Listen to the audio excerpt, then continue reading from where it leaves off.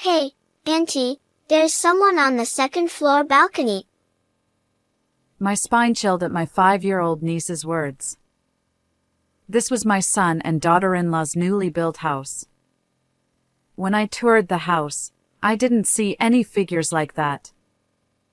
Outside had grown completely dark, but my son hadn't returned from work yet. There should only be 3 of us in this house: me, my niece, and my daughter-in-law. Then, my daughter-in-law started trembling uncontrollably. I felt a shiver too, but she wasn't afraid of seeing someone. Is there someone on the balcony? I wondered. Just then, my niece said, Auntie, it's getting dark outside. Let's invite the balcony person inside. And my daughter-in-law panicked. What are you talking about? There can't be anyone on the balcony. In the next moment, my niece slipped past my attempted grasp and sprinted up the stairs. My name is Linda, and I'm 58 years old. The milestone of turning 60 is approaching. I lost my husband early on, and since then, I've been living with my son, Alan. I obtained my certification as a judicial scrivener, and now I run a small office with a few staff members, having converted part of my home for this purpose. I couldn't pay much attention to my son, but he got married 6 months ago and moved out. His wife, Ali, is a bit younger than him. They met through mutual friends during their college days. Honestly, she's so beautiful that I wonder why she married my son. I vividly remember his bashful smile during their wedding. Then, I have a sister who is significantly younger than me. She and her husband struggled for a long time to conceive a child. Despite undergoing infertility treatments, it seemed hopeless. Eventually, they decided to adopt a child from a care facility. They welcomed a 5-year-old girl named Emma. She's bright and adorable, and she often visits my place. When my sister and her husband are busy, I step in as a surrogate parent. Emma sits quietly in a corner of my office, engrossed in picture books, which is a great help to me. My niece has an uncanny intuition or something mysterious about her. She'll suddenly say things like, A visitor is coming soon, Auntie. An old man-like person. She accurately predicts the age and gender of clients who visit my office. Or she'll announce, It's going to rain soon. We need to bring in the laundry. Once, while playing in the living room, she made such a statement, and right after that, heavy rain poured down. It's happened multiple times. Emma, how do you know these things? I asked her. She replied, Well, it's like I can see them. I don't know why. Apparently, she experiences sudden mental images or visions. Sometimes, she'll mention seeing an unknown man standing in a corner of the room and ask, Who is that person? Occasionally, she even says eerie things. Who could it be? I often laugh it off and say, Maybe God is watching over Emma? One day, my son contacted me to visit their newly completed house. I would have preferred a leisurely visit in daylight, but due to our conflicting schedules, I ended up visiting on a weekday evening. I was supposed to watch over my niece until my sister picked her up. However, my sister called unexpectedly. Sorry to bother you, but work came up suddenly, and Emma's pickup might be delayed. I turned to my niece and said, Hey, Emma. Mom will be late. How about going with me to see the new house? Emma's eyes sparkled. What? A new house? Yes, yes. I want to go. It's my son's house. They just built it. I explained. Your son? Emma asked. Yes, my grown-up child. I replied. Even though he's an adult, he's still a child. Interesting. Is he a carpenter, building the house? No, the carpenters built it. He asked them to. I clarified. Chatting with a young child like this was delightful. As I approached my 60s, it felt like talking to a grandchild. I hoped my son would have children soon. I longed to see my own grandchild's face. With these thoughts, I held Emma's hand and headed to my son's house. I pressed the intercom button. From inside, I heard a flurry of noise, and then my daughter-in-law's voice came through the speaker. Hello? Who is it? I replied, "Oh, it's Linda. I've come to see the house." Alan mentioned it. "Is he still at work?" She hesitated, sounding flustered. Yes, he is. Could you come back later? The place is still a bit messy. I persisted. "Well, you see, my little niece is with me. Could we take a quick look inside? If he doesn't return during that time, we'll leave." Reluctantly, she opened the door. We just moved in, so it's quite messy. Please try not to go into unnecessary areas. After emphasizing this, she invited me into the living room. Who's this? I introduced my niece. "This is my sister's child, Emma." Hello. Emma greeted, smiling. My daughter-in-law raised an eyebrow. Your sister's child? She seems too young to be your niece. "My sister's much younger than me," I replied hesitantly. But from my husband's perspective, she's like a cousin, right? I hadn't heard anything about this. My daughter-in-law persisted. Emma innocently smiled at my daughter-in-law. I have a new mommy and daddy. Very happy. Observing this, my daughter-in-law gave a glance that seemed to say, Ah, I see. Then she blurted out, Was she an abandoned child? Or perhaps a victim of abuse? Either way, not a promising start in life, huh? It's amazing she'd willingly adopt a child like that. Personally, I'd never do it. I wouldn't want her anywhere near this house. No way. She delivered these words with an air of distaste. Finally, she added, Today, I suppose it can't be helped, but don't come here again. Oh, and since it's a new house, please refrain from touching or dirtying anything. With that, she sternly instructed us. Despite my thoughts that such harsh words weren't necessary for a young child, I gathered my resolve and asked, "Could you show us around, focusing on the areas we're allowed to see?" She reluctantly led us to the kitchen.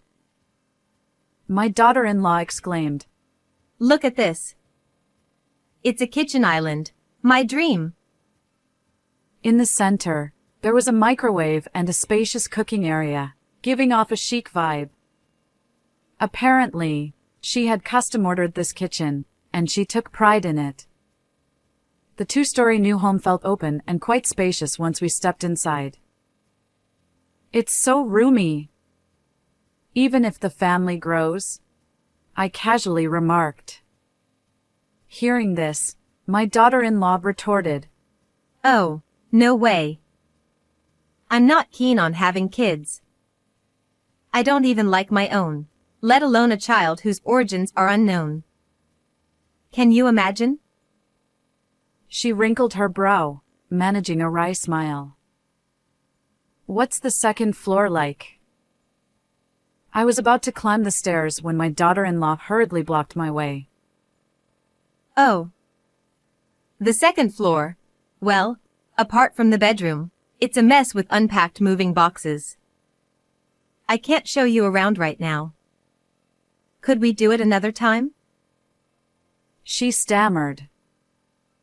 Just then, my niece piped up. Hey! Who's on the second floor balcony? The sun had set, and darkness enveloped the outside. Emma, there's no one on the second floor. Why would you say that? My daughter-in-law turned pale and trembled slightly.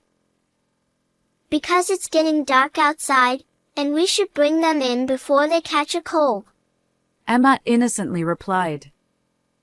Anxiety surged within me. Alan hasn't returned yet. Maybe we should call the police. What if it's a burglar? Cold sweat trickled down my back. If it truly was a thief, there were only 3 of us here. No, it's fine. There's no one else besides us. My daughter-in-law said, her voice shaky. But something was off. She seemed more desperate to hide something than genuinely frightened. In the next moment, my niece slipped past me and sprinted up the stairs. I hurriedly followed her. My daughter-in-law tried to stop us, but it was too late. In the entrance to the room facing the balcony, my niece stood frozen. Outside, darkness enveloped everything, and inside the room, scattered belongings made the footing uncertain. My daughter-in-law, who had climbed the stairs after us, pleaded. I told you not to come up here. There's nothing, so just go back down. Meanwhile, my niece managed to find the light switch, illuminating the area. She pointed to the corner of the balcony. Indeed, there was a figure huddled there. I instinctively grabbed a nearby golf club and cautiously approached the balcony. Who's there? I called out through the large window leading to the balcony. The huddled figure raised its face. A young man was there. He appeared to be in his 20s, a living human rather than a ghost. Who are you? Why are you here? I asked, but the man remained silent, glaring at me. Turning to my daughter-in-law, I inquired, Hey, Ali, who is this person? Why is he here? She replied frantically, I don't know. How could I possibly know? Oh, he's probably a thief. Let's call the police. It was strange. Just moments ago, she had dismissed the need for police. The word police seemed to trigger something in the man on the balcony. He was shouting in distress. The window was locked from the inside, preventing him from entering. Desperate, he pounded on the glass as if trying to break it. Suddenly, my son appeared behind me, his voice raised. He confronted the man outside on the balcony, pounding on the window glass. Who are you? How did you get there? We've already reported you to the police. Behave. My son demanded. At that moment, the man attempted to jump from the balcony. My son shouted, Danger! He unlocked the window and subdued the man. Despite the man's struggles, my son easily held him down. The slender man couldn't escape from my son's powerful grip.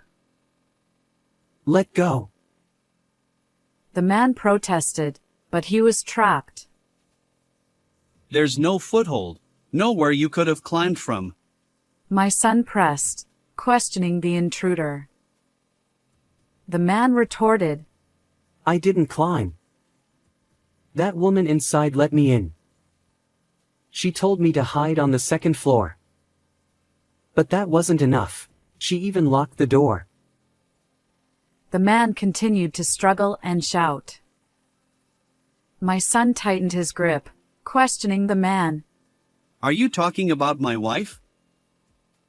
The man retorted, Your wife? Seriously? He continued, Then whose house is this? ignoring the man's hostility. My son's anger flared. This is my house. We just moved in recently. Who are you, and what's your connection to my wife? My daughter-in-law denied any knowledge of the man. I don't know him. I never let anyone in. Could he have broken in? The man persisted. What? That's not what you said. Weren't you married? You invited me to visit your new house. So why is this happening? Why am I caught up in this mess? The man continued to shout angrily, glaring at my daughter-in-law. As the police arrived, the man was taken away. He shouted, Wait. Listen. I was invited by that woman. I'm not trespassing. It's the truth. Despite his protests, he was pushed into the patrol car. Long after the strange man was taken away by the police, my daughter-in-law muttered, There are some really odd people out there. We need to be careful. Her expression seemed oddly relieved, as if it were someone else's problem. My son confronted her. Don't you know anything about that guy? Is it true? She retorted, Why are you asking me? Obviously, I don't know him. My son pulled out a photo from his suit pocket and thrust it in front of her. Then what's this? The photo left my daughter-in-law speechless. It depicted the man from earlier, standing next to her. You claim not to know him, but this says otherwise. My son snapped. Suddenly, my daughter-in-law burst into laughter. Caught, huh? I thought my plan would work. You did your research well, didn't you? She chuckled, seemingly impressed. My son couldn't hide his frustration. The bank balance kept dwindling, and no matter how much I gave you, you claimed there was never enough money. So, I decided to investigate. The man on the balcony turned out to be a bartender from the bar my daughter-in-law frequented.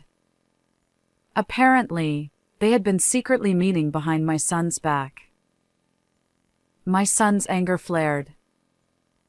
You pretended to live lavishly, luring in young men. And you're single, so why the lies? What's the problem? In response, my daughter-in-law laughed mockingly. Problem? Everything except money. Did you really think a guy like you, an overweight 30-something, could keep someone like me? Please. I prefer handsome young men. I wouldn't be with you without the cash. She chuckled, unapologetic. After taking a deep breath, my son blurted out, Fine, I get it. Can you leave? We're through, and I want a divorce. I even have a private investigator's report. I can't be with you anymore. I don't want to. I never thought you'd be like this. My daughter-in-law retorted. Leave? This is my house too. No way. I finally got the life I wanted. My son, frustrated, responded. Do whatever you want. I'm leaving today. Mom, I hate to ask, but could I stay at your place tonight? As his mother, I had no reason to refuse. Mom, I'm sorry, but I'm selling this house. Despite it being newly completed, I can't live in a house built to her taste. The land and building are in my name, and I'm the one who took out the loan. Could you handle the paperwork? Although he might have intended to intimidate his wife, I was equally surprised by his words. I asked my son, "Are you sure about this?" As a professional, I can prepare the necessary documents. Hearing this, my daughter-in-law retorted, Sell this house? I want to live here. After all, I designed it for that purpose. Spare me that, at least. She was as self-centered as ever. If you want to keep living here, buy it from me and refinance the loan. You designed this house to your liking, so pay for it yourself. My son firmly declared. If that's the case, I'll have to work. I thought I could enjoy living in this brand new house. My daughter-in-law added lazily. Don't mention divorce. Can you really find another wife like me? Maybe you won't be able to get married again? But that's fine, right? It seems she's quite confident in her appearance. Hey, Auntie. There's an old man in the corner of the room, staring at us. It's scary. My niece clings to me, her fear palpable. It wasn't because of the argument between adults. There seemed to be something more to it. Where, Emma? Where is he? Unable to see, I ask Emma. Right there. He's standing right there. Can't you see him? Emma pleads with urgency. What's wrong with this child? Don't try to scare us. We won't fall for that. Despite her words, my daughter-in-law scans the room nervously. I feel a shiver down my spine. Could there really be something there? I wonder aloud. No way. It's creepy. You think I'd fall for this trick just because you want me out? As my daughter-in-law screamed, the stacked moving boxes tumbled down, trapping her underneath. My son rushed to free her. Although she didn't appear seriously injured, she had lost consciousness. Call an ambulance. Quickly. My son shouted. Startled, I snapped back to reality. Something vague caught my eye behind the boxes, and everything seemed to move in slow motion. The ambulance arrived, and my son accompanied his wife. As a couple, it was inevitable. My niece clung to me, frightened. Auntie, is that person okay? The man knocked over the boxes. He looked really angry and scary. Emma, where is he? Can you still see him? I asked, but Emma shook her head. No, he's gone somewhere. Where could he have disappeared to? I pondered. Who knows? Maybe he's punishing that wicked woman for us. A strange thought crossed my mind. Perhaps the shadow was my late husband, angered by the parasitic behavior of my daughter-in-law, seeking retribution on our behalf. It's getting late. Maybe we should head home? Mom might be worried, I suggested, holding my niece's hand. We left the now empty house. As we walked away, I felt as though someone on the balcony was waving goodbye. But when I looked back, there was no one there. After being rushed to the hospital, my daughter-in-law remained unconscious for 3 days, plagued by nightmares. Despite thorough examinations that revealed no abnormalities, the doctors were baffled. When she finally regained consciousness, she expressed fear and a desire for a swift divorce, adamant about not returning to that house. The young man taken away by the police, as my daughter-in-law claimed, was indeed a bartender. He had merely accepted her invitation to visit. However, being abruptly expelled from the balcony, he now vowed to retaliate legally. My daughter-in-law was apparently boasting to that man that she was a wealthy bachelorette. The man, in turn, believed it completely due to her extravagant lifestyle and the newly built house. Apparently, they had been secretly meeting for quite some time, unbeknownst to my son. All these revelations came to light through the private investigator's report. Now, with the help of an acquaintance who is a lawyer, we're preparing divorce mediation documents. It's ironic that my own son has become a client, but since we're blameless in this situation, I believe we can claim compensation for the inconvenience caused. We'll ensure justice is served. After building the new home, he unfortunately decided to put it up for sale. I worried that a custom-built house might not sell easily, but surprisingly, he found a buyer quickly, and he managed to clear most of the remaining mortgage. My son is currently staying with me while he looks for his next place. Although he claims he won't get married anytime soon, I secretly hope for grandchildren soon. Auntie, who's this? My visiting niece found an old photo of my late husband and asked me. That's my husband. Niece nonchalantly replied. I remember him from that time, standing in the corner of the room.